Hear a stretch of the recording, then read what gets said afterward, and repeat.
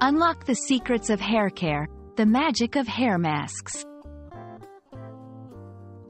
Hello everyone, and welcome to our English language learning series.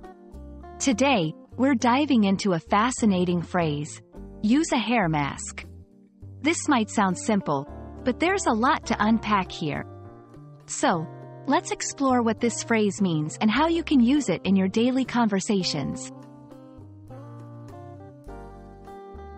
A hair mask is a deep conditioning treatment that is more intense than your regular conditioner. The phrase, use a hair mask, means applying this treatment to your hair. It's used for nourishing, hydrating, repairing, and revitalizing your hair. Think of it as a spa treatment for your locks. Hair masks are essential for maintaining healthy hair.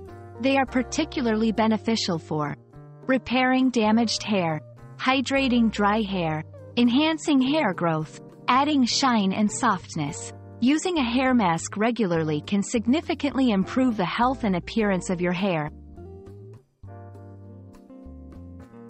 Here's a step-by-step guide.